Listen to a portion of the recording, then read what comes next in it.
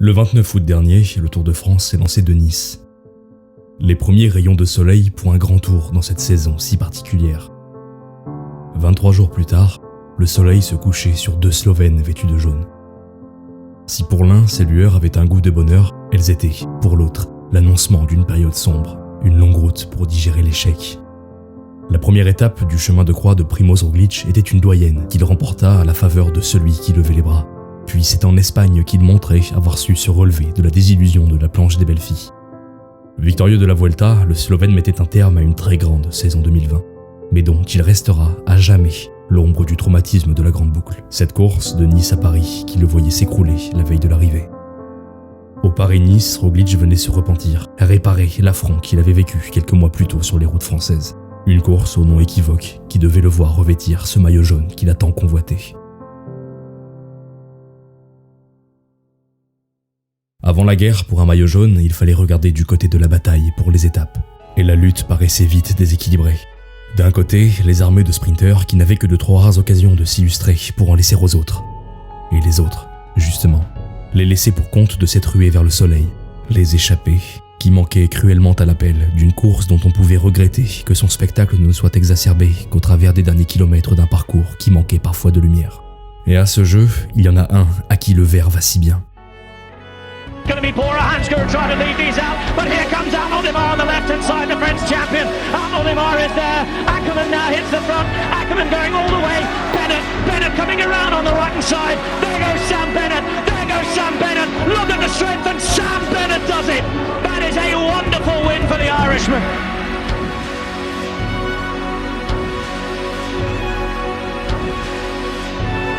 It's Mako who now goes with 400 metres to go. Mako in the blue on the left-hand side. Behind him, Greipel and Barbieri also following the wheels. Nizzolo's there, but boxed in behind and all ready to go. We're seeing it with Sam Bennett going through the centre. Sam Bennett in the green at the front. Sam Bennett at the front, and it looks as though he's staying there. Sam Bennett, Blaney's on his wheel, but nobody can get to Bennett.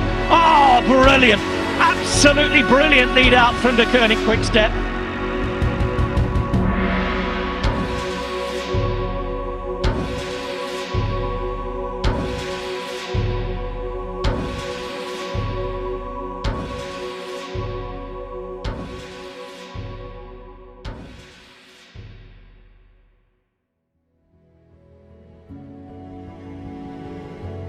Passé les préoccupations des sprinteurs, c'est vers le général que les regards se tournaient. Et comme un signe avant-coureur, pour certains, l'adversité commençait avec une chute. Triste réalité d'un sport où la vigilance vient parfois tromper le plus habile. Une rencontre avec l'asphalte qui ne laisse jamais sans séquelles. Un mal grandissant, venu raviver de vives douleurs, parfois plus mentales que physiques. Porte, McNulty, Guggenhardt, Gaudu, tous ces artistes sortaient par les coulisses d'une course où ils n'ont jamais pu avoir le premier rôle. Si les étapes plates n'ont pas su ravir les spectateurs, si le peloton s'avère être une tenaille dangereuse aux pinces acérées qui vous conduisent au sol, c'est vers une course contre la montre que se tournent les espoirs. D'un espoir à la révélation d'un talent brut, du haut de ses 22 ans, le Suisse Stefan Bissegger s'emparait du meilleur temps. Tenait-il sa première victoire de prestige ou allait-il connaître la même désillusion quand il se faisait coiffer par un arc-en-ciel sur le Tour des Émirats Arabes Unis ? Et si la réponse à cette question, Rémi Cavagna pouvait la trancher.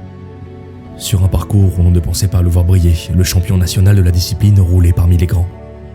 Au pied de la rampe finale, un voile de suspense embrumait la course. Deux coureurs face aux diktats du temps. Quelques dixièmes pour la pérennité, quelques centièmes pour des regrets.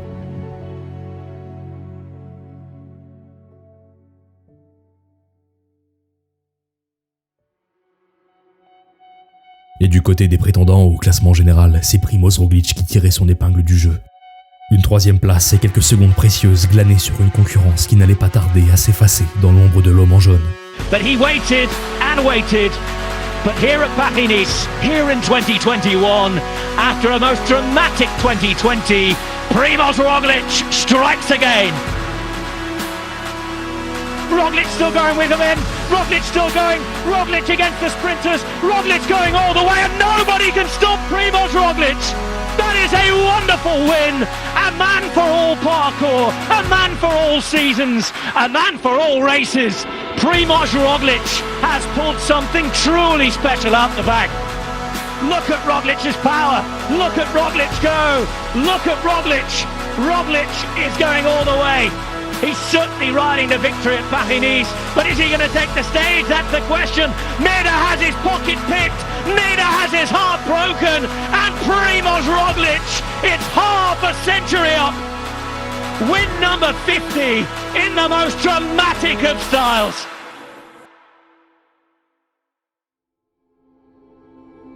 Trois victoires d'étape et tout autant de succès sans réelle difficulté. L'ogre Roglic ne laissait aucune miette à la table des prétendants. Une course au soleil qu'il dominait de la tête et des épaules, jusqu'à faire apparaître un léger voile nuageux sur une compétition qui en manquait par définition. Poussé par la soif de victoire, il y eut cet instant si particulier, ironique mise en abîme de l'ensemble de la course, où l'audace d'un échappé ne fut pas récompensée. Quelques mètres manquants pour un succès retentissant. Gino Madère se faisait happer par une tornade slovène qui amenait avec elle un ciel menaçant sur l'avenir de la compétition et des interrogations où le sport se pare de ses plus belles valeurs qu'il convient de respecter. Roglic aurait-il dû laisser gagner l'audacieux Madère? A-t-il manqué de fair-play ou devait-il s'accrocher à la moindre seconde comme un traitement accompagnant sa rémission du traumatisme de l'été dernier? Et comme bien souvent, personne ne peut se substituer au fatalisme de la course. C'est sur les terres d'une dernière étape raccourcie que sera jugé Roglic. Nul n'est annoncé vainqueur tant qu'il n'a pas franchi la ligne d'arrivée.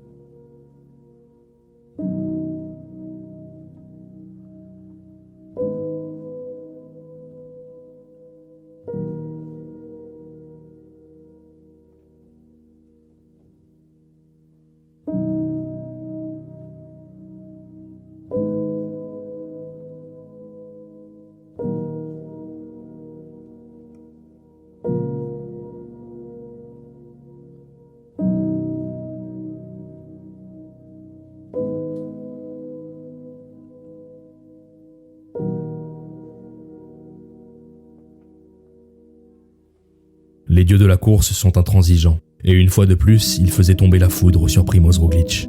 De cette course qui devait le voir se réconcilier avec le succès sur les routes françaises, nous n'en retiendrons que l'échec. Une course au soleil qui couronnait sans doute le plus régulier. Charman s'imposait pour la deuxième année consécutive. Des plus superstitieux qui en appellent au karma, aux plus pragmatiques pour qui les conditions de course restent seuls juges, tous ont été témoins de la chute de Roglic. Un empereur mis à terre, dépossédé de ses plus fidèles soldats, esseulé, dépassé. Une erreur dans une partition qui n'en comptait pas. Une seule fausse note venue perturber la prestation des Jumbo-Visma et de leur chef d'orchestre pour qui le jaune a définitivement un goût amer.